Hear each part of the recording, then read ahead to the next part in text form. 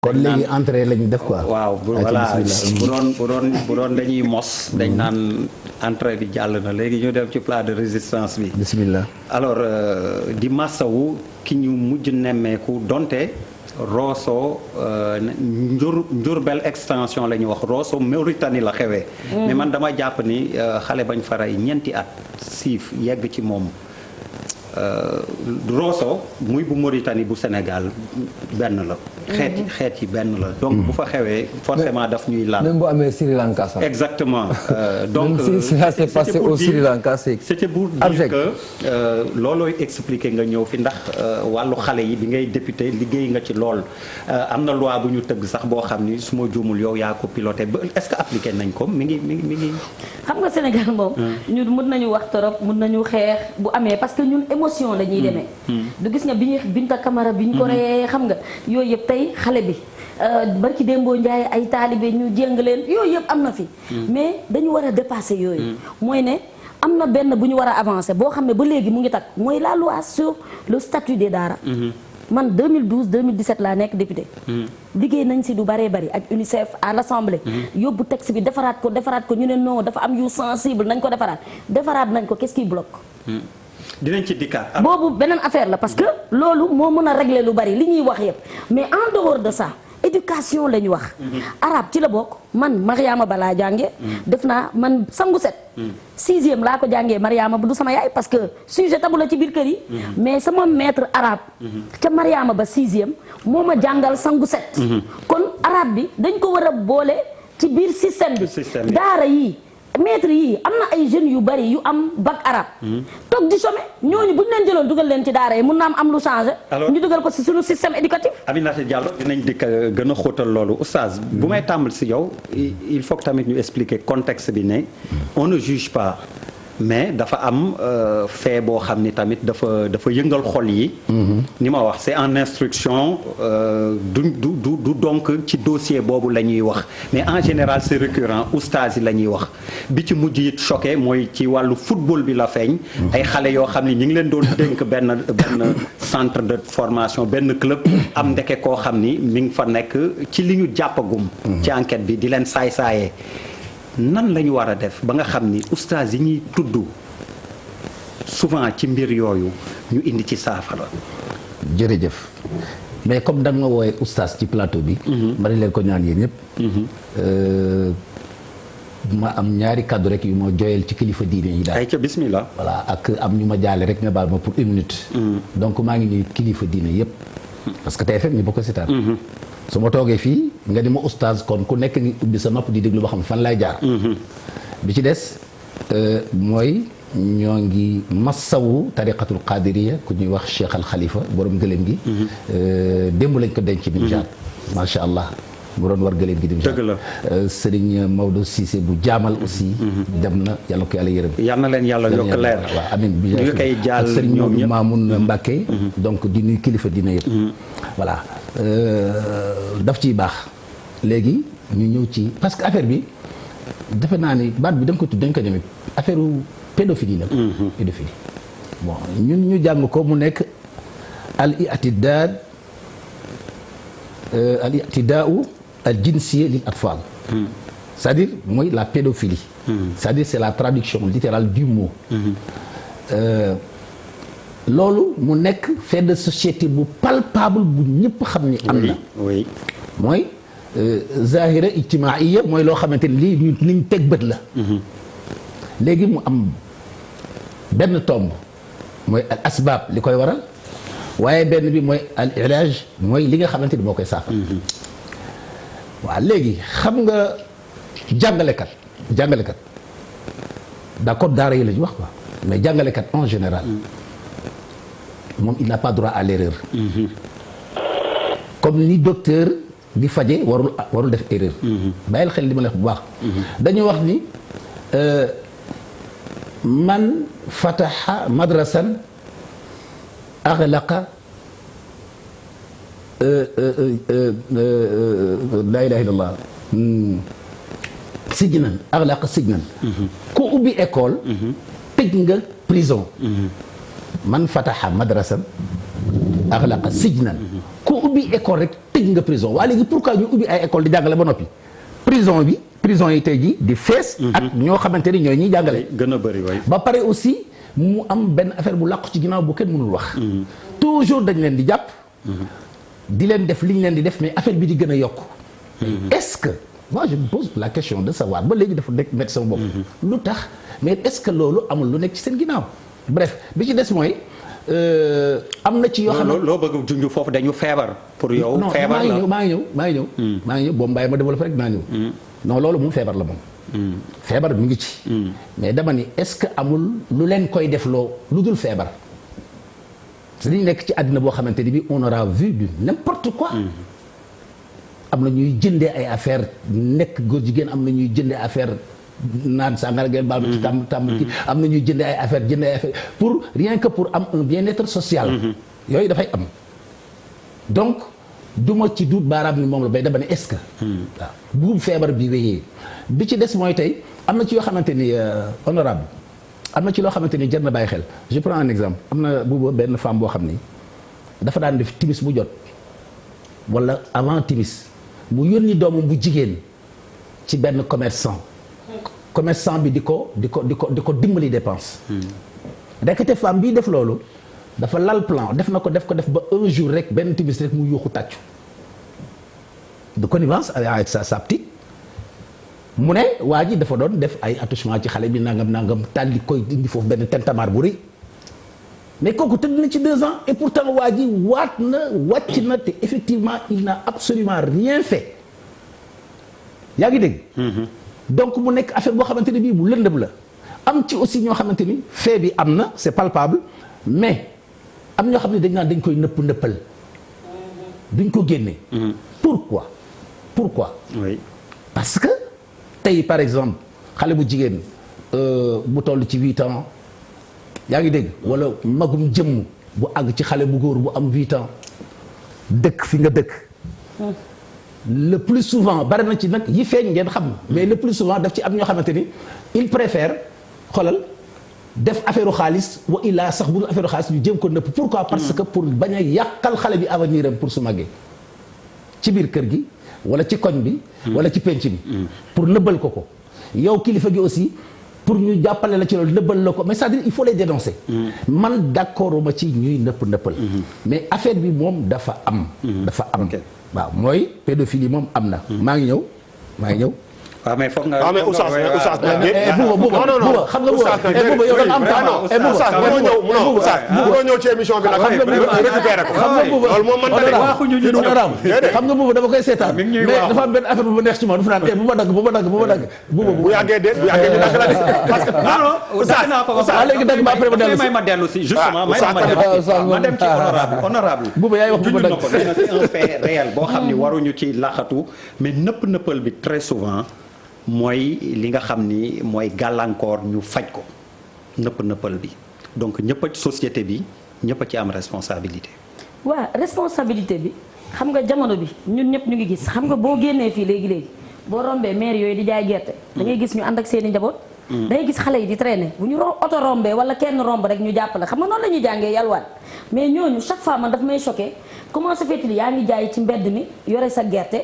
ba pare sa doom bu jigéen bu ndaw bu am 2 ans 3 ans mu ngi traîner ci mbedd mi mun na la rëcc kenn def ci dara. cas yooyu moo fi nekk maanaam la famille la société ci boppam la famille la cellule familiale problème bi foofu la ñun ñii la ñun jigéen ñi léegi ñun dañuy génn di liggéey suñu jëkkër génn di liggéey xam nga ñun suñu yaay yi daawuñu dem liggéey. dañuy toog ci kër gi yar xale yi léegi ñun il faut ñu am dispositif bu tax ne. dinañ mën a aaraale suñu njaboot mais bu fekkee ne boo génnee nga yóbbaale xale yi te doo ci veillé même boo duggee ci marché yi marché Castor ak yooyu da ngay gis jaaykat yëpp ñu ngi ànd ak seen ay doom yu ndaw xale yi di traîner ci taabal yi.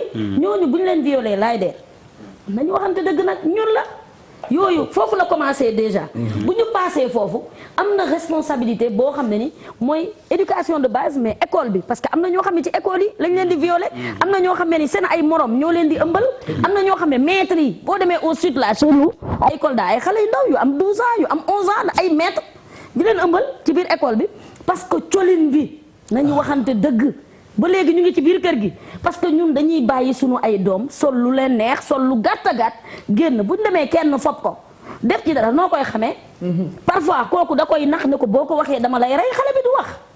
léegi li ñu gën a jàppale mooy préscolaire bi parce que xale yi léegi ci préscolaire bi comme aux États-Unis xam nga dañ lay wax 911 moom ngay njëkk a xam mais léegi ci préscolaire bi dañ lay wax lii c'est interdit man damay dégg samay doom naan c'est interdit que le maître mu laal sa pooj wala dara. donc ñu ngi leen koy jàngal ci préscolaire mais doyul il faut que cellule familiale bi ñun jigéen ñi ak ñun parents yi ñu xoolaat suñu bopp. état aussi xoolaat boppam les lois ne sont pas votées pour ñu dugal ko ci ay tiroir dañ ko voté pour appliquer ko. criminalisation du viol am na. mais xale yi ñuy assassiné. mais loolu nañ ci wax léegi nag parce que c'est inadmissible. parce que xale yi ngay rey yaa ngi rey société bi. xale bu jigéen boo ci rey yaa ngi rey ñaata yaay ëllëg ñaata femme ñaata futur ministre ñaata futur président de la république yaa ngi leen di rey kon yaa ngi rey suñu base de société. kon loolu aussi état war na ci xoolaat boppam mais ñun famille bi ba pare. ba pare nag liñ daan yare xam nga yar dafa am base yar am na diine am na lépp. maanaam ñun dañuy judd jàng alxuraan ñun loolu mooy suñu chance. mooy ne ci alxuraan bi sax di nga jàng lax dariw ñu wax la naka ngay comporté woo ak yooyu ak diine lan la bëgg ak lan la bañ loolu yëpp amatuñu temps bi parce que ku nekk yaa ngi uti yaay day uti papa uti. xale yi amatuñu base boobu kon éducation de base bi nañ ci wax. après nag ñu door a wax état mu appliquer les lois ba pare nag ñooñu noonu ñuy jàpp.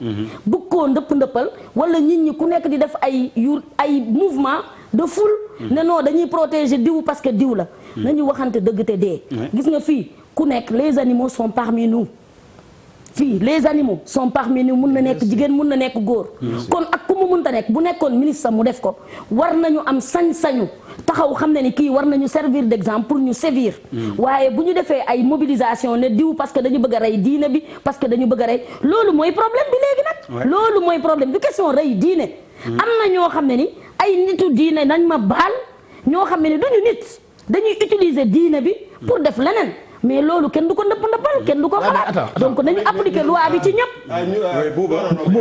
non Oustaz. waaw tu as la parole vas-y. bon je suis pas malheureusement pas trop d'accord si propos yu bëri yu honorable wax bon déjà il fait un clin d'œil aux gens de Kolda là. je pense que parce que bon c'est pas là-bas qu'on foofu la ñuy sàkkoo jigéen ñeeg affaire yooyu d'accord ma si pour man. Il y a des situations qui arrivent partout. si Sénégal fu ne la mën a xëy. loolu exemple la waaw mais non mais xam nga exemple la ci école laa wax. waaw mais honorable xam nga waaw mais honorable aussi de waaw mais. laa am waaw mais honorable bàyyi ma exemple oui. waaw mais d'accord mais di sàkk suñu waaw mais honorable. exemple laa joxe. waaw honorable waaw mais le taux il est plus fort à mais xam nga déggoo man la moom laay wax nii xam nga télé dafa am responsabilité. li may wax noonu dama ne. mënuñu nekk fii ci plateau bi. ñuy cibler benn zone. pour wax dara dama koy dindi téye ko. kooku moom dama koy def. d'accord loolu dafa am solo léegi lu ma doon wax mooy il faut man bëgguma je veux pas faire un wareef bis parce que boo taalee 11h di nga fekk Ndoye Bane ak Tata kii nu mu tudd Eva Tra ak Mami ñuy débattre ci loolu. on en parle tous les jours on parle de. par exemple benn couche bu vulnérable maanaam ñoo xam ne ñoo gën a neex a sàkku ci société bi te dañu nekk ci réew moo xam ne ku bàyyi xale yi ci mbedd mi amuñu papa amuñu yaay ñuy def tànku neen di kii ba 4 heures du matin bu ñu leen violé waroo wax c'est-à-dire que ni ñuy làmbee mbirum taalibe yi parce que foofu lay taalibe yi affaire yi ñuy jiiñaate ci taalibe yi ni ñuy aborder problème u taalibe yi man ci loolu laa d'accord ma ci parce que tout simplement dañu war a am courage wax ci mbirum xale yi ñu bàyyi ci mbedd mi ñu leen di sàkku di leen liñ ci xamul moo ëpp fuuf que liñ ci xam foofu la problème bi nekk parce que parent bu nekk sa responsabilité la pour nga garder sa doom kii jaay caaf ci mbedd bi yor doomam mu responsabilité am la. devoir am la mais du man maa lay jox leçon de morale parce que peut-être que tu es obligé d'être ci mbedd bi di jaay pour nga mën a lekk sa njaboot lekk. donc pour man dama ne li indi prétexte bi émission bi mooy que am na ay taalibe yu ñu wax ni dañ leen daan def lii dañ leen daan def lii ba jusqu'à présent ak ay xale footballeur. waaw non xale footballeur yi c'est autre chose parce que xale footballeur dama ne dañu nekk ci dëkku yoon boo xam ne y a des choses qui se passent partout dans le monde. addina bi yëpp foo dem am na ñu baax am na ñu bon. li am solo. mooy boo demee bu fekkee nit ñëw na ci benn di entraîner ay xale def fa lu mu fa warul def bu ci yoon jotee. def li mu war a def loolu nit moo mel noonu yëfi nit la. nañ ko topp ba mu jeex ñu régler ko li ñu war a régler mais ñi nga xam ne ñoo exposé le problème des talibés sur 10 cas yu mel ni 8 yëpp problème mu talibé yi la te kenn gars yi amuñu courage wax ci liñ ci war a wax. tant que xale yaa ngi ci mbedd mi di taxawaalu. amuñu papa amul yaay il faut pas bu ngeen étonné wu dara am fi ñu naan xoolal sëriñ bi li mu def ak kooku du sëriñ. bu dee moom moo ko def. mais li am solo ba am solo warul bett kenn. parce que même bu ñu leen deful dara même bu ñu sàkkuwul xale yi waruñu leen bàyyi ci mbedd mi ñu tumuranke noonu. ku ñëw fii Sénégal Dakar gii ñuy wax ay statut spécial ak ay affaire balaa ñuy wax waxu statut spécial nañu dindi xale yi ci mbedd mi. xale yi ci mbedd mi sax mënuñu ko dindi ba pare naan ay statut spécial te kenn du laal. le problème des enfants là ñu nekk ci mbedd bi taalibe yi. le grand problème mooy que. ni ñu ko war a aborder wuñ ko boo ci waxoon léegi amaana émission bi boo génnee suba benn oustaz dina génn wala benn ñaar def ci internet bi saaga Buuba Ndur lu ne mu wax la ko xas say doom xas say lépp mais du ñu tere saa yu ñu ci waree wax ñu wax ci c'est la réalité. donc il faut pas aussi ñu jël affaire bi di ko folkloriser y a des cas yu nga xam li xew ay Dakar Sacré-Cœur. loolu mi ngi ci justice mais loolu bu ñu ko tekkee ba régler ko. je ne pense pas que mu arrive tous les jours.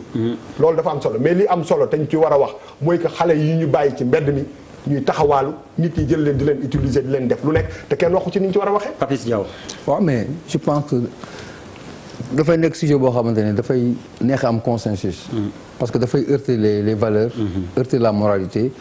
et que ñun suñu existence mi ngi am solo parce que nous avons notre humanité. mais boo poussé njàngal bi ba si biir a biir la différence que nous avons ñun ak yeneen dëkk yi wala àdduna bi c'est que ñun dañ leen justice dafa leen wutal sax tur. parce que c'est une réalité sociétale. dafa boo demee Sri Lanka di nga ko fa fekk boo demee Japon c'est dans tous les pays du monde. on les appelle les prédateurs. xamuñu ko waxee si. c'est exactement ça. waaw on les appelle les prédateurs. même le juge il sait quels sont les textes qui sont préparés wala prévus pour cas yu mel noonu mais Sénégal mosaguma dégg par rapport ak récurrence affaires yi nga dégg autorités yi di installer cette histoire d'existence de prédation pour ne pas dire de prédateur. parce que traitement bi dafay wute moom mooy dafa feebar. oustaz mu ngi koy brosser léegi mais c'est une maladie boo génnee ci considération yi yow en tant qu'être humain man yow c'est que c'est des sujets yoo xamante ne tu as même du mal à doo xam par quel bout commencer parce que c'est inimaginable parce que par exemple un nit bu tee xale boo am ñeenti at. mais tu peux je te jure tu n'arrives mënoo ko classer quoi c'est que da ngay tu as beau chercher da ngay toog nga naan waa lan moo ko war a motiver quoi lan ngay xool mais tu passes ta vie tu vas vieillir amul donc c'est un malade. c'est un malade un fou allié comme on dit. pour te conforter dans ce que tu dis kuy liggéey ci milieu boobu. nee na le pédophile effectivement dafay comporter wu comme un prédateur. mais wax ni dëgg la et cherche des métiers en contact ak xale yi. feebar la dama ne la feebar la te feebar boo xamante ne merci beaucoup pour la précision nee na tamit ñu bañ a culpabiliser les victimes et les parents ndax 70% de ñi koy def ci lañ liggéey ni je le précise encore une fois nee na ce sont des gens proches de l'entourage et qui sont des gens de confiance. ñoom ñoo koy def. je continue non mais non. continue Papis. waaw je vais damay daaneel sax pour wax ne autant toutes ces réalités sont là mais il faut aller ñu xool anticiper wala boog prévoir nu ñu koy arranger c'est-à-dire un malade il faut essayer boo ko fajul complètement nga atténuer jàngoro ji parce que bu fekkee dindi woo ko day nekk un danger permanent c'est-à-dire day nekk ce qu'on appelle le récidivisme te dañoo constaté si statistiques yi genre yu mel noonu dañuy récidiver. ils peuvent se calmer pour 2 ans. pour 1 an pour 3 ans. mais ils vont frapper encore dañuy frapper. parce que lii moo tax ma ne c'est un problème mondial.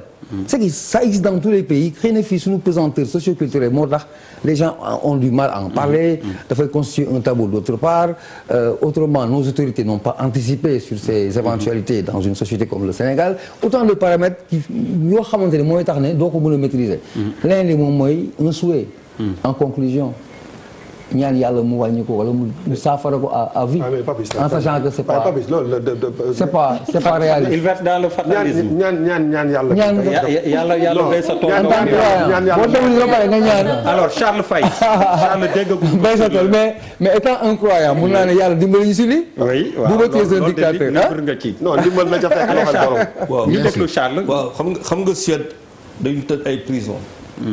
Suède dañu fa tëj ay prison. ndax amuñu ñu fa yóbbu. parce que amuñu ñu fay yóbbu quoi.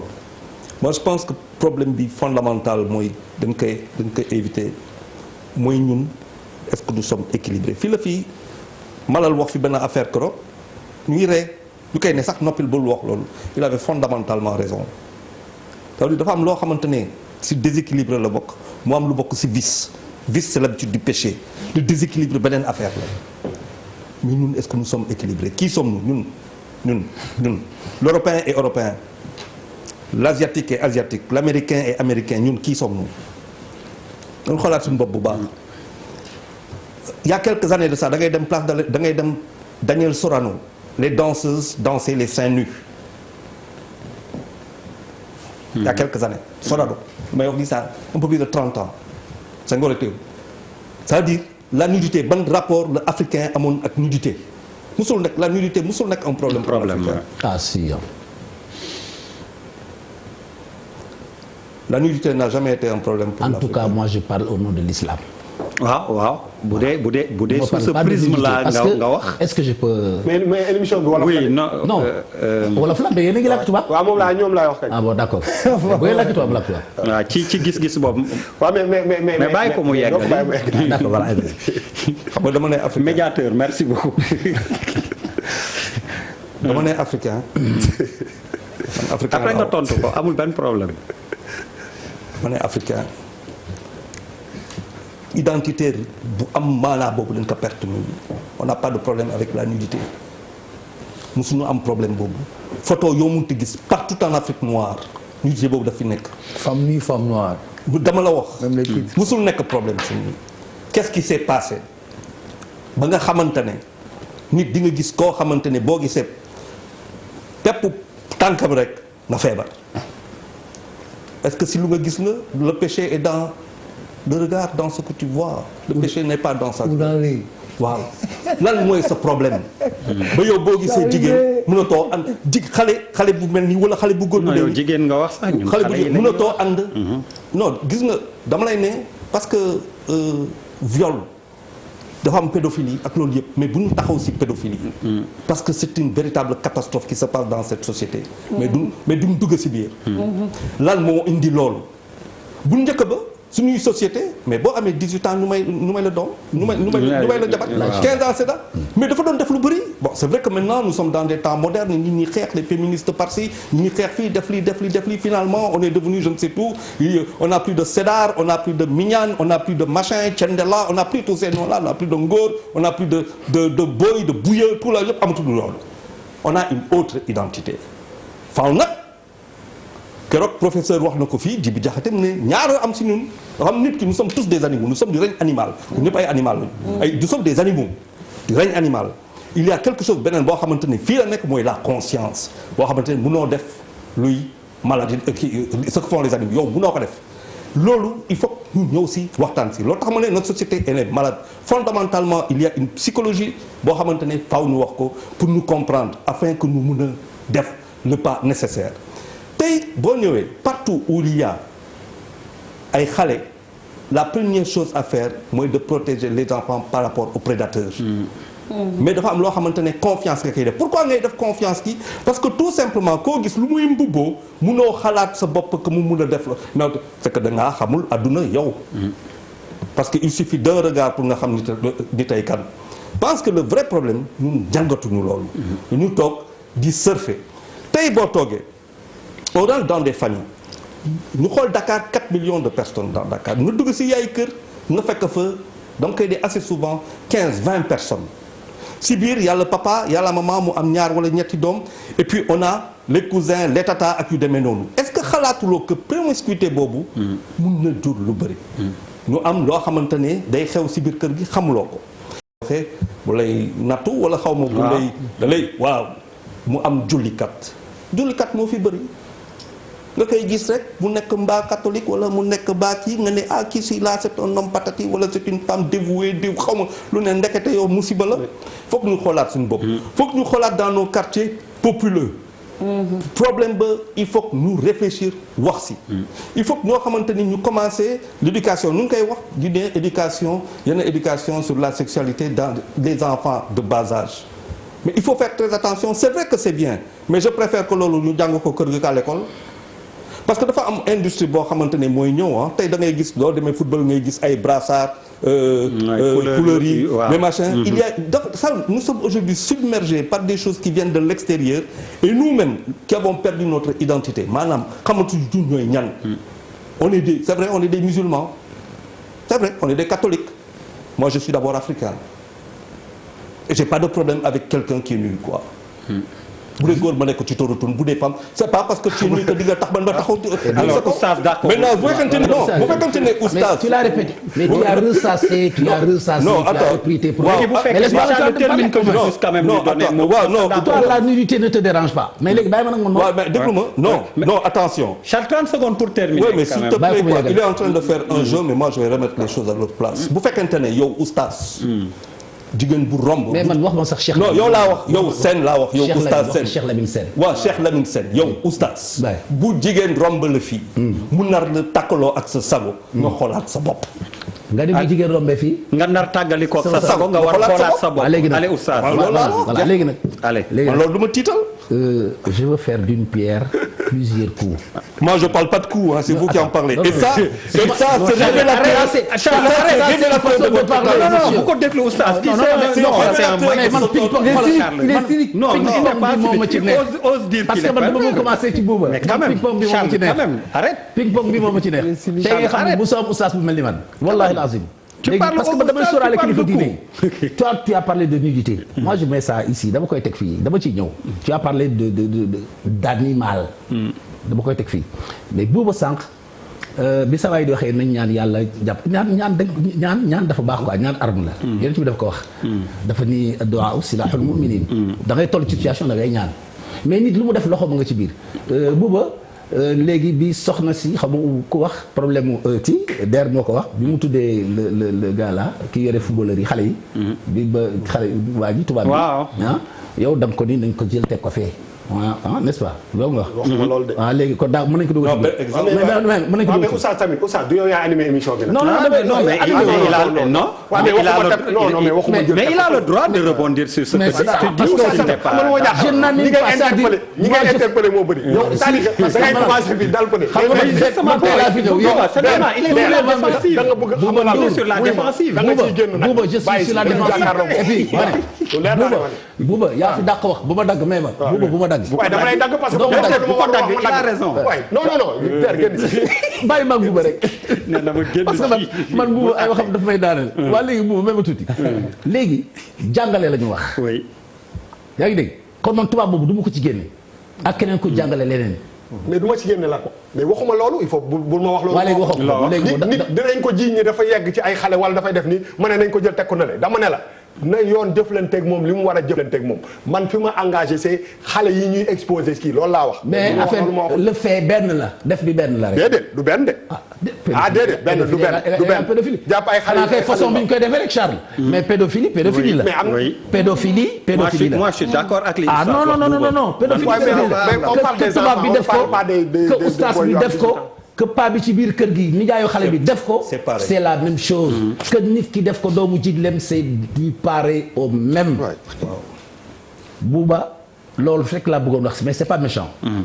bref nudité ñun duñ ko nangu fii lay taxaw di wax ak islam booy wax affaire yu nudité kilifa yi déglu ñi dégg tubaab xam luy nudité mooy yaramu neen nga di déranger wul africain mosul déranger africain am na ñu mu dul déranger mais ku ni ashhadu an la ilaha illallah wa ashhadu anna muhammadan rasulullahi sallallahu alayhi wa sallam jigéen ju génnee yaramam daf lay déranger parce que yàlla moo ni yaa ayyuhan nabiyyu qul li azwaajika wa banaatika wa nisaa'il mu'miniin yudniina alayhinna min jalaabiibihinna zaalika adnaa an yu'rafna. non attends non Oustaz non mais Bouba déedéet xoolal aaye ngay dindi teg ko fële nit du ma ko bañ non dafa jëm impression waxal olof gaa yi dégg li ngay wax non dama koy leeral dama koy toj non aaye yi ngay bàyyi du ma ko baax parce que xamal la du ma ko baax Bouba damay Bouba doo ma tax non laissez-moi wax ci wolof lu leer mais ci wolof laa jëm kon léegi bàyyi leen seen tubaab yi aaye yi ngay bàyyi du ma bàyyi aaye yi billahi fekk maa ngi toog fii honorable nee leen ma dañ ma bàyyi wax sama aaye wax la mais kii lu gàtt la mais dama koy firi waaw mais nit day wut cëslaay mais man dama ni yàlla nee na c'est vrai mooy ay référence am et puis Charles s'il te plaît même si tu n'es pas d'accord on l'écoute. waaw écoutez-moi laissez-moi terminer au moins. mais aaye yi moom mën na wàññeeku. waaye Bouba bu ma dagg waay. ayca waxal Bouba nag xam nga lan la mënoo maa tàqaleeg li nga xamante ni moo tax ñu naan ma oustaz. waaw mais mën nga kii rek waaw mais maa ngi ñëw rek borosal rek. non brosse bi c'est-à-dire pour ñun ñi suñu àll maag moom suñu àll. mais l'émission n'est pas pour vous. non mais nous représentons la. mais bien sûr ñun lantinoor. mais c'est ce qui suivent les émissions. mais c'est ça l'émission présentement. ñooy lantinoor gi. mais attention il faut tenir ko attention. il y a des kilifa qui sont là qui sont en train de regarder. tey jii mën na am benn xalifa général sax boo xamante ne bii mën na toog nii di xool. Serigne Daara toog di xool may ma ñëw rek Serigne Daara toog di xool ñu ne oustaz Ba ne ñun la fa toogal. dinaa yëkkati aya bàyyi leen ma daaneel ko lu gàtt la rek. bu dee lu gàtt kañ baax na. waaw léegi bàyyi ma nag léegi. d'accord yàlla moo ni Seydina Muhammad. sallallahu alayhi wa sallam.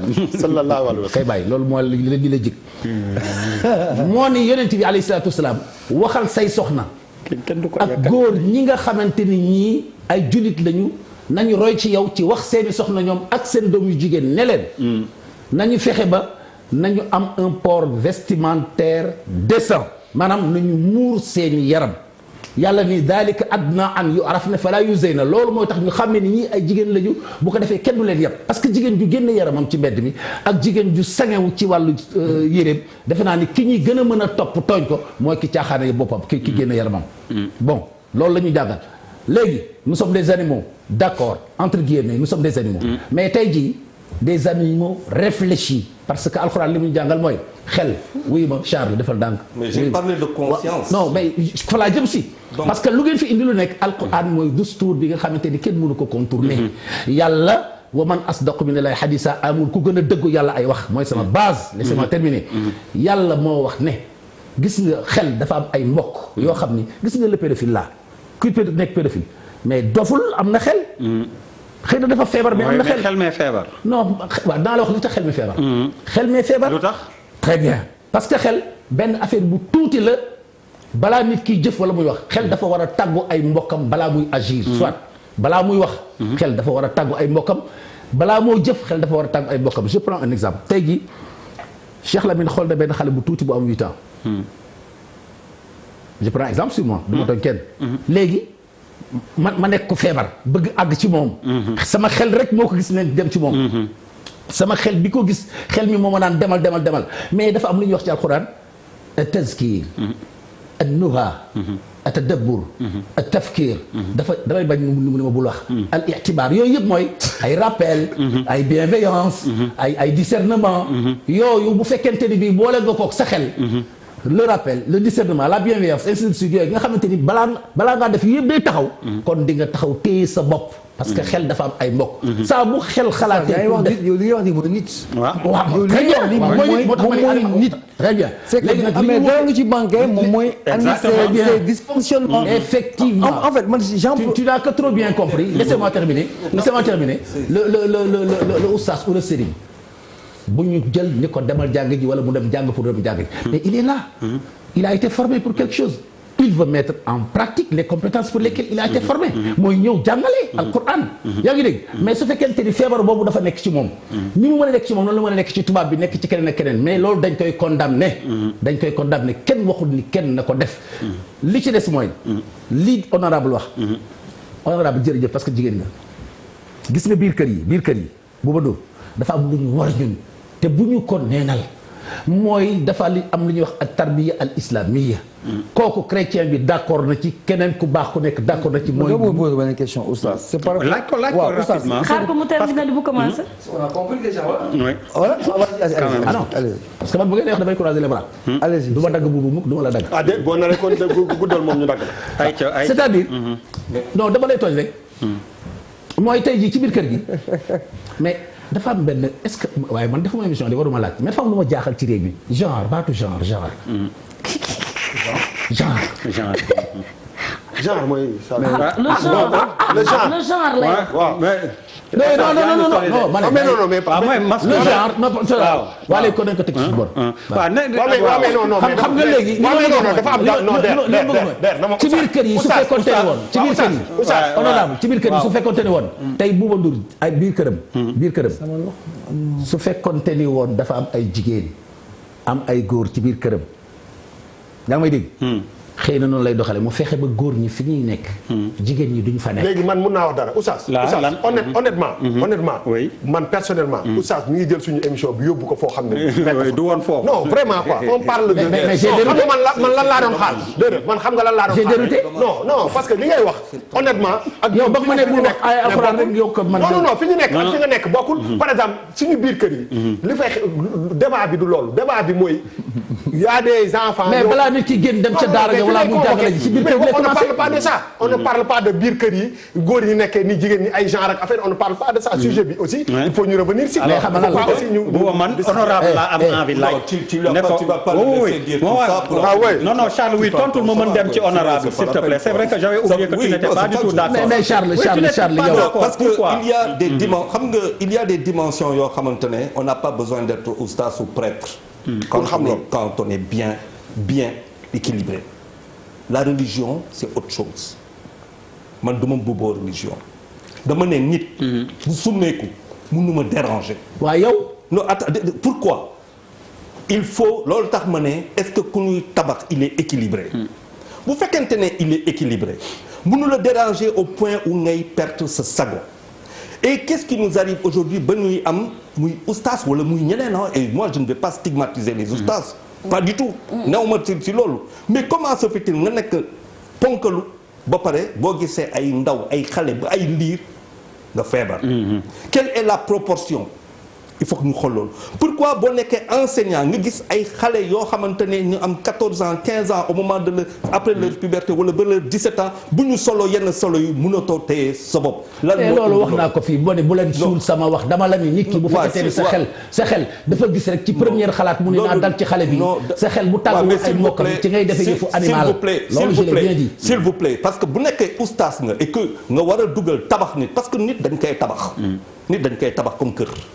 bu fekkente ne équilibre néew fa am na lu fa manqué. mais kon tu me rejoins. non bu dee daan koy sol non xam nga oustaz. mais tu me rejoins. non lu ma la wax sànq loolu tax ma ne la nit bu summeeku waru la mën a déranger ba ngay tàggoo ak sa sago sinon da ngay xoolaat. say préféré kooku c'est un autre cas. mais loolu mais c'est ça le vrai problème de ce pays là tey le vrai problème mais loolu lañ dul wax. yow li ngay wax bokkul ak li ñuy wax. nit bu summeeku bokkul ak pédophilie. mais kaay ma wax la. nit bu summeeku defu yaramu ne defu la dara. bokkul ak pédophilie bi ñu wax non kaay ma wax la. boo demee loolu tax war nga gën a xuus parce que boo demee nga xool nit ki lu muy génnee de sa pulsion bi lu muy ñëwee si moom parce que pulsion la. pulsion bi muy ñëwee ba le refoulement s'il vous plaît Oustaz yaa Charles yëpp pour que ça ne reste pas un débat entre vous honorable ñu delluwaat un peu ci sujet bi Bouba wax na ko sànq xale yi nekk ci mbedd mi tant que jëlee wuñ leen fi tamit li ñuy jàmbat nii foog naa ni du fi géej ñu leen di rey ñu yegg seen kaw di leen siif muy loo xam ni ko Papis waxee loo xam ni la lu doy waar la alors ci liggéey gi ñu ci jot a def assemblée ni ngi wax ban réponse nga mën a indi ci laaj googu nu ñuy def jëlee fi xale yi. waaw ci loolu. ci mbedd mi bien sûr malheureusement Sénégal dañuy def ay programmes yu bari. yu am solo mais duñ ko financer. par exemple gis nga depuis 2013 ministère de la femme de l'enfant ak léegi ministère de la femme la de la famille.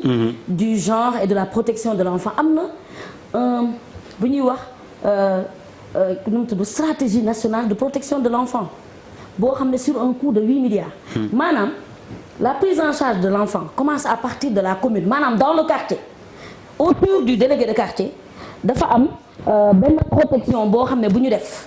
délégué de quartier bi borom kër yi ñu am dans le cadre du conseil de quartier une prise en charge bu ñuy def ci biir xale yi mu dem dans le conseil dans la commune présidé par le maire le conseil communal de protection de l'enfance où il y a même le sous-préfet il y a au niveau départemental le conseil départemental de protection de l'enfance par exemple ici à Dakar bi ma gën a maîtriser mooy le préfet de Dakar mooy président comité départemental de protection de l'enfance où il y a xoolal l'association il y a l'ASC maanaam couche yëpp yi nga xam ne ni xale yi mun nañ wax ci xale yi borom kër yi ñëpp ak problème yi xew ci xale yi yëpp am na programme boo xam ne ni am na fii Sénégal ci ministère de la famille mais malheureusement l'AIDER c'est pas financé par l'État du Sénégal xam nga ñan la ñuy xaar ñu joxe ci xaalis les PT par exemple le conseil départemental de Dakar l'État ne donne aucun franc dañuy réunir du réunir bi mooy problème bi mais imagine-toi dans un quartier ñu signaler leen ay problème alors que fii amul les centres d'accueil yi nga xam ne ni étatique par exemple centre di Gindi moo fi nekk centre d'accueil nga fër ay xale nga mun leen fa yóbbu mais bu amul yeneen région yi par exemple amul ay centre d'accueil imagine-toi dans une autre région xale yi di traîner bu ñu leen jëloon ñu yóbbu leen war am fu leen war a yóbbu fan lañ leen di yóbbu en dehors de ça il y a la stratégie nationale de retrait des enfants de la rue mais ñun par exemple ville de Dakar li ñu ci xalaat mooy ne du ñu commencer ci kaw wàcc ci suuf mënut a nekk li mën a xew mooy il faut que communes yi mën a ñoom tamit liggéey ci mbir mi par exemple à Fass Gueule Tapée il y a un programme avec l'USAID ak ñoom UNICEF ak yooyu Fass Gueule Tapée am nañu arrêté municipal boo xam ne qui interdit la mendicité à une certaine heure dans la commune. Un. De deux, les daara qui sont dans une sphère. d'un quartier. communauté bi ci boppam ñoo porté daara bi. maanaam xale yi vendredi lañ leen may ñu dem yalwaan. mais dañ ko organiser. ba nga xam ne am na benn heure boo xam ne xale yi dañuy dem ci jàkk yi nekk ci biir quartier bi. yalwaan dem ñibbi. mais dañ leen organiser ba nga xam ne am na ay ndeyu daara. maanaam ku am looy saraxe. au lieu nga dem ci mbedd mi saraxe ji ko da ngay dem ci biir daara bi. daara bi communauté bi. mooy jàppale oustaz bi. loolu programme boobu am na fii Fass Gueule Tapée am na Médina. ñooy jàppale loolu ñun ville de Dakar loolu la ñu proposé au ministre de la femme ne ko. ñun en tant que collectivité locale li ñu bëgg mooy loolu. ñu étendre ko maanaam ñun à la base ñu xool suñu participation. balaa ngeen de parce que mënoo leen retirer ay xale de la rue comme ça. romb di jël ay xale. xale yi amoo foo leen amul réceptacle. xajuñu centre di gindi et y a des centres yoo xam ne ni c'est privé. yooyu aussi état subvention peut-être la plupart état du leen subventionné. ñeneen ñoo leen di jox ay moyens te xale yi dañu war a lekk.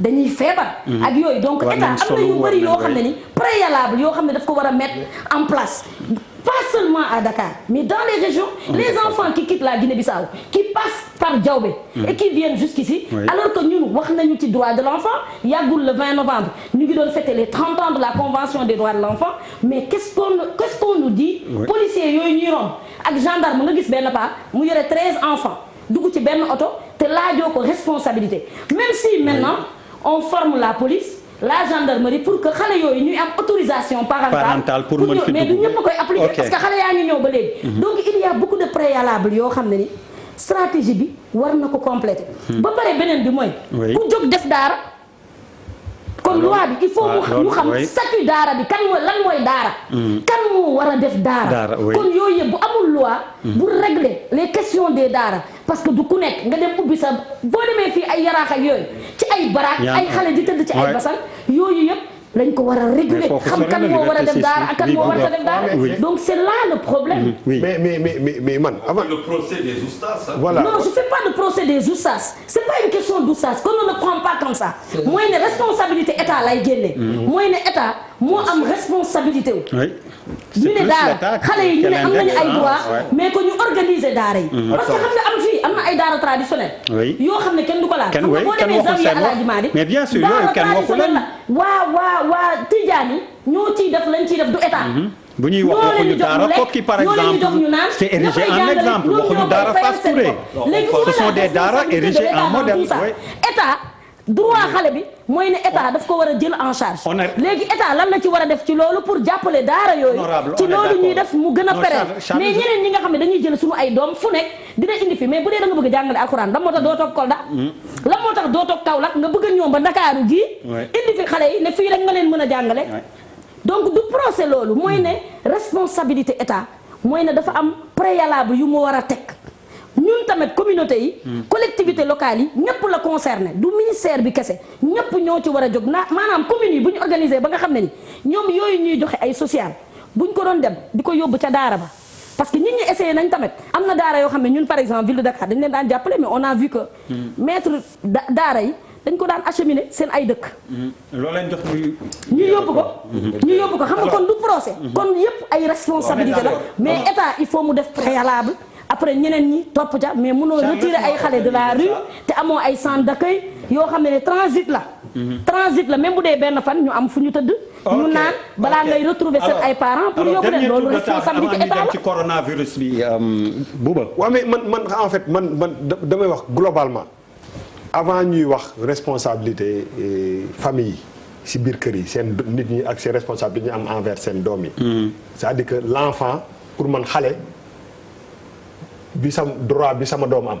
moom la xale yëpp war a am man foofu loolu laay convoqué te loolu loi moom moo koy teg ba pare du ay citoyen du mairie de Dakar loi mooy war na ni xale lii moom mooy ak yelleefam te jusqu'à preuve du contraire gisuma benn loi bu discerner entre doomu Papis ak doomu Der est-ce que loi bi protéger na tous les enfants pour man c'est-à-dire que am na lu ñuy jéem a xëcc maire bi du seen responsabilité loolu ngay wax quartier yi du seen loi moom moo tënk lépp mooy que lan la xale lan mooy àq ak yelleefam ba pare parce que am na loo xam ne njàng la am na loo xam ne c'est autre chose loi moo war a définir lan mooy njàng ak lan mooy autre chose boo exploiter ay xale par rapport ak nii nee na doon ci mbedd mi ñu def nii lii ak lii mais pour loi tegul je ne pense pas que ñu mën a régler problème xale yi nga xam ne ils sont vulnérables parce que ci dëkku àddina bi yëpp du mbirum daara rek ndax mbirum école ak mbirum armée ak mbirum fépp li ñuy njëkk a def moom mooy que protéger les enfants il faut les protéger quel que soit lu ñuy def mooy que day jàngi école moom que day dem parce que man sénégalais la te su ma xoolee ci Sénégal quand même sama njort xaw na rafet ci jikko sénégalais on n'est pas un pays de pédophiles. non. quand même am na ay acquis yu am ci sénégalais bu ñu nekkee fukk nekk ay xarit ku ne war nga mën a am rafet njort ci kii bi on n'a pas ce problème là problème bi ñu am moom mooy que te loolu ci àddina bi yëpp la fépp foo xam ne ñi ngi war a protéger wuñu leen ils sont vulnérables mais man sama njort dafa rafet si jikko sénégalais quand même on n'est pas un pays de pédophile il faut pas aussi ñu jël affaire yi yóbbu ko foo xam ne nekku fa est-ce que on n'est pas en train de régler ce problème de pédophilie pourquoi je le dis aujourd'hui lañ daan nëppal buñ daan nëppal 10 5 yaa ngi fay réseaux sociaux yi ñëw na l'État est un peu plus regardant donc la nit daan def nit di ko nëppal léegi dafay génn parce que technologie dem na foofu te loolu peut-être bu ñu évaluer woon mën nañ am ni affaire bi wàññeeku na ci yenn responsabilités yi parce que dafa am lu jamono tëddee am na lu daan xew ci kër kenn du ko yëg tey jii bu xew ci kër ga koñ ba yëg ko àddina bi yëg ko ñu posté ko ci internet bi gars yi dem def seen ay enquête donc pour man am na lu ñu war a rafetee njort ci jikko maintenant qu'est-ce qu'il faut faire pour que ce problème sensible là des enfants de la rue que ñu aborder ko ak lucidité déterminer un peu nan lañ leen di protéger ba duñ leen mën a teg yenn toor yi mais damay bañ ñu yóbbu affaire bi foo xam ne day tiital nit ñi quand même suñu jëw xaw na rafet ci Sénégal moi je revendique ça. allez Papis. comme temps bi bëggoon li mu wax li mu chuté nii. par rapport à la prise en compte. de l'ensemble des problèmes. mais pour man dañ ko war ñu ko dëkk si cadre yàqamti je veux dire dañ ko war a planifier. sur la durée parce que c'est pas une question qu'on règle en 2 jours en 3 mois daf lay jox pour nga comprendre c'est-à-dire c'est assimilable par exemple au cas de exemple quoi inondation ñu instauré benn plan décennal moom c'est sur 10 ans la ñuy xaar résultat effectif. Je pense que aussi kaw pédophilie yi ak l'histoire des enfants lu ñuy jël de façon émotionnelle spontanée je veux régler ça tout de suite wala ma régler kaw leer ni tout de suite non. C'est un problème global dafa yaatu dafa bëri ay paramètres donc il faut qu'on fasse très attention et qu'on installe dans la durée les pas solution peut-être définitive mais ce qui pourrait atténuer ou altérer significativement ce phénomène. benn aspect dama koy déplorer et je vais poser une question à Oustaz. dama gis par exemple ce qui s'est passé il faut le citer en dommage muy en justice l'histoire de la pédophilie Oustaz Ouakam et tout. J'ai vu des réactions ay Sénégalais Oustaz xam nga qui sont sortis pour raconter des choses. yoo xamante ne lu peuple loolu lay xaar quoi. en attendant en respectant la présomption d'innocence dès lors qu'il est dans les liens de la détention ça veut dire que am na un problème le temps ñu koy élucider. à mon avis mais oustaz naka lay mën a essayer justifier. oustaz buy def pédophilie. oustaz. oui buy def pédophilie. xam bu ñu nee oustaz waxuñu Kant waxuñu Hegel. si. c'est quelqu'un qui s'inspire de la divinité de Dieu du Coran. N'est-ce pas c'est ça un oustaz. jàngal tabax nit voilà mais lan ngay mën a expliquer ku mel noonu di cautionner wala di utal atténuer responsabilité pédophile parce que c'est ça qui m'a personnellement heurté. man daf ma heurté parce que loolu daaw ñu yegg foofu au Sénégal. bonne question xam nga bu dafa fu mu wax léegi bu am solo. affaire bi bu fekkoon ne woon dafa daan nëbbu aussi léegi pratiquement. ñu bari dinañ ko ragal a def. parce que li leen di dénoncer li leen mën a dénoncer dafa yomb c'est à portée de main. mais oustaz bu toll foofu je rejoins Charles il a raison foofu da ngay jël mbirum animal teg yaa ngi dégg boo xamante ni bii du doon doomu aadama. nit lay kuy dox di dem yoonam. comme nu mu mën a arrivé keneen ku nekk. parce que oustaz ci yoon dama lu ma la wax sànq. dama ni ku ubbi école man fataha madrasan aghlaqa sijnan ku ubbi école tëj nga prison. parce que lii yóbbu di prison lu nekk di nga ko jàngal ki nga xamante ni kii dina ko xam ba daf koy moytu. kon yow ka nga koy def. kon ki koy def il est condamnable mais sànq saa wax na ko mais da ngay jàpp rek ni moment bi mu koy def. dañ jàpp rek ni ñi koy def yàlla nañu ump. mais feebar a ngi ci benn wax naa sànq al asbaab yi koy waral aussi quelque part mën na am yu nekk ci ginnaaw yoo xamante ni ump nañu ñun ump nañu ça il faut le dire mën na am yu nekk ci ginnaaw ump nañu xaw ma mais nag ndof gi moom ndof bi ak feebar bi moom mooy li nga xamante ne bii mooy mën a am ba yi ngay wax yi am ci parce que boo ko xasee ba def ba pare kay def nga ko la ca dugal moom ak nite dugalu la ca ak nite dugalu la ca alors très rapidement rek comme solution li may wax yow loo xalaat ni moo war a nekk solution bi pour loolu quand même jóge ci ñu ciy tudd oustaz yi. non sa waay wax na ko léegi. waaw protéger les bamtu ko yow ci sa làmmiñ. waaw man ni mooy. fexe ba saa yi ñuy wax naan kii dafa doon def procès oustaz yi. mais si yaa ngi dégg loolu c'est-à-dire protéger les enfants. comment xam nga tey jii daara yi. daf ci am façon yoo xamante ni Charles. pour yooyu am fa dafay yomb. exemple lycée dafay am surveillant am proviseur nangam ainsi de suite yaa ngi dégg am ñuy jàngale mais daara yi bu fekk parce que addina bi dafay dox. addina bi dafay dox tey jii war nañu toll foo xamante ne fii daara fa mu nekkoon mën na fa nekk. ñu ngi taal ay matt ainsi de suite di jéng xale yi. mais ci biir loolu aussi mu mën a am tey jii comme ñoo ngi ñuy dégg. tey ñoo xamante ni war nañu nekk nit ñu mature. ñoo xamante ni dañuy nekk parallèlement lang ak oustaz yi ak asatis yi. pour di surveiller xale yi loolu bokk na ci protection bi ki doon wax bu ko nguur gi deful it charité bien ordonnée commence par soi-même. tey jii am na daara yoo xamante ni yooyu doo ko fa dégg demal Koki par exemple am na daara yoo xamante ni c'est bien organisé. yaa ngi dégg te état bi def fa dara mais ñooñu ñoo war a gën a góorgóorlu ci protéger xale yi bien sûr mais Charles nit koo xamante ni kii da nga feebar loolu di sa vis xaw ma vis la xaw ma feebar la nga di ko def. mën na am sax bu ñu protéger xale yi. duuba nga fexe ba def say pexe sax ba def ko feneen ñëw toog di xew. yàlla ci yàlla musal donc ma conclure ci sawaay li mu doon wax sànq wax nga benn wax bu am solo. boo demee ba xamatu foo jëm da ngay dellu comme ñoo ngi wut ay solution dans un premier temps nañ ñaan yàlla musal ci ñëpp musal leen ci. waaw man si affaire oustaz yi damay moytu parce que quand même c'est un cas ou 2 ou 5 cas bëriwul ah. waaw donc loolu tax ma ne il faut qu'on fasse attention moi je reste sur le viol.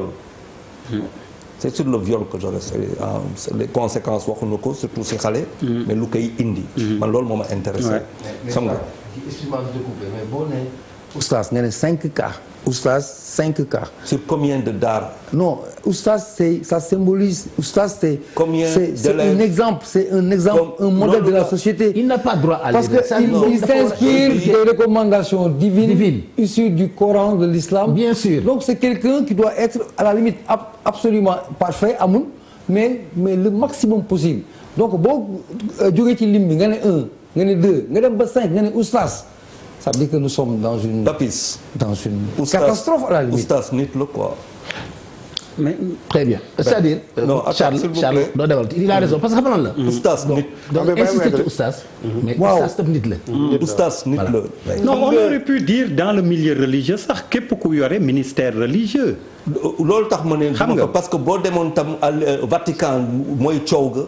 boo demee France mooy coow ga. Charles xam nga man je l'ai dit de manière diplomatique en te disant képp ku yor ministère religieux. loolu tax ma ne mais Charles comprendre nañ li may wax ba pare. Charles vraiment mais comprendre nañ li ñuy wax ba pare oustaz. man je suis pas un homme entravé. waaw man awma problème yooyu yàlla bu muy sàkk Adama ak Awa yoru amul yoon bugg après lañu sol après ça veut dire que divinité boobu moom la ñu war a aspirer ñoom balaa ñuy trahir donc dans notre relation boo xamante ne maanaam ñun ak moom ñii la nit yi ñii la muy perte perpendiculaire ba kooku nag lu doy waar la da nga kaa dund bés bu ne da nga kaa uti bés bu ne parfois nga mooy mais dafa am ay mooy yoo xamante ne yenn yi du la si fekk on pêche en esprit par parole en pensée en action et par omission ñeent yooyu la ñuy pêché amul beneen forme pêché si ñeent yooyu lay génn léegi yow fan ngay téye sa bopp man fa laa ko kal tey dañu toog foo xamante ne Sénégal tous les jours dañ fiy dégg loo xamante ni mu ngi ñuy commencé jaaxal le général de lu mu tudd au commandement mu ngi def ay tournées parce que ñun ñëpp tey mooy suñu wax ñun ñëpp ñu ngi koy wax qu'est-ce qui se passe chez nous bu fekkente ne dafa am oustaz boo xamante ne moom mooy tabax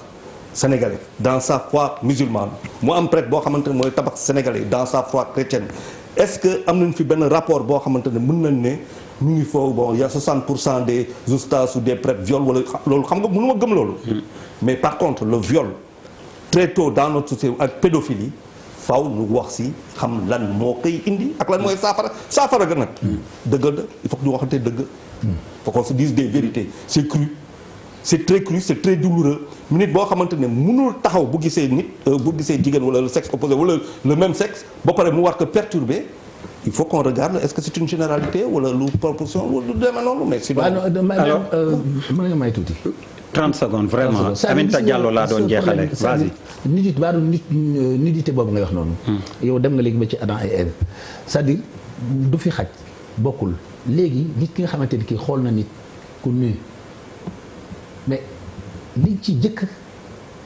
islam bi jëkk di cautionné mooy bàkkaar bi xool bi ah loolu laa waxoon le péché dans le regard. yaa ngi dégg xool bi loolu laa la wax waxuma sax d'abord avant mu la yóbbu fenn mais xool bi d'abord.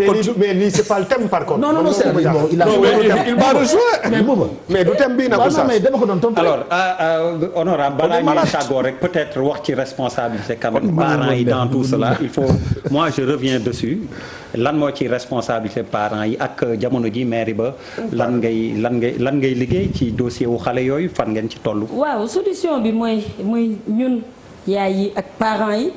ñu gën a veiller ci suñu njaboot. dellu ci éducation bu yàgg ba mooy na buuba li mu doon wax sa doomam moom. ak doomu jàkkatu caaf bi ils sont égaux devant la loi ils sont aussi égaux dans le cadre de la convention des droits de l'enfant. et devant Dieu. donc loolu suñu responsabilité boobu ñu dellu ci mais gis nga li des mooy stratégie nationale boobu. nga xam ne ni état daf ko mettre en place. mooy protéger xale bi depuis fa mu nekk. fa mu dëkk. dans sa maison ba ci kaw. mais stratégie boobu état bu defee stratégie nationale de protection de l'enfance tamit defee les moyens ban njëriñ la joxul ñi ci war a liggéey les moyens ban njëriñ la y a des numéros verts. dans ces comités départementaux y a des numéros verts yoo xam ne ni xale yi mun nañ ci wax école yi am na mais bu fekkee ne amul moyen pour ñu mun ko exploiter. waxal amul numéro njëriñ. vert bi waxal numéro vert bi. de deux beneen bi mooy le code de l'enfant dont on parle. bu jël lépp loo xam ne ci mbirum xale yi la. lépp lu leen mën a aar lépp lu leen mën a protéger ñu def ko ci benn code. te code bi ba léegi kenn mënu koo voté code bi ñu ngi koy càmbar depuis 2017 ba tey jii ñu ngi 2020. qu'est-ce qui bloque pourquoi l'État ñu nekk di récidiver di wax jëf moo topp beneen bi le parlement des enfants. cadre la pour xale yi. ñoo ko moom seen droit la ba léegi ñun ñooy les premiers parlementaires des enfants. ba parlement bi jógee fii depuis ay xawma ay avant ay 2015 xawma 2016 mu am problème ba léegi ba tey jii ñu ngi ciy wax munta régler loolu yëpp ci solution la. te mu ngi fii ci table bi. président xam na ko le ministère de la femme xam na ko ñun ñëpp xam nañ ko. mais yooyu yëpp nañ ci wax. nañu indi le parlement des enfants. xale yi am seen voix. ñu mën a waxtaane dem mën a interpeller l'Assemblée nationale ci seen ay loi parce que parlement des enfants moo ko mën a dem assemblée ne leen loi 2001 boobu qui protège l'enfant lan moo tax yéen ak li xew ci pédophilie ak yooyu lan moo tax la loi n'est pas appliquée beneen bi ak li statut des daara pour ñu xam kan moo am daara lan mooy daara bu ñu ko voté wul ban njëriñ la am kon yooyu yëpp ay solution la yoo xam ne mu ngi ci table président mu ngi ci table ministre wax na kon volonté étatique moo des. kon nag bu ñu ko bëggee saafara nag na président agir ci yooyu nañu am code de l'enfant. nañu am la loi statut daara nañu am parlement des enfants bu mën a dem interpeller assemblée nationale pour loi yi nga xam ne moo concerne liy protéger xale yi ñu mun ko.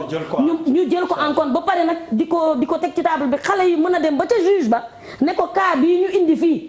lan moo tax ñu koy ndëppal lan moo tax ba léegi amul solution yooyu je crois que buñ ko amee yu bëri dina sotti ndax stratégie nationale boobu mooy wax ci centre d'accueil yi mooy wax prise en charge bi mooy wax ci protection xale bi depuis sa maison kon yooyu bu état financé wul bàyyi PTF yi rek di financé ban njëriñ la am wax ñu bari dañ ci sonn vraiment gërëm nañ la ci sa teewaay nuyu au passage ñaari daara ci yi gën a ràññeeku ak waaye daara yëpp muy Fass Touré daara Kokki ay référence lañ ak yeneen moo tax nit ñi dox voilà daara voilà macha allah vraiment ñu amoon mbégte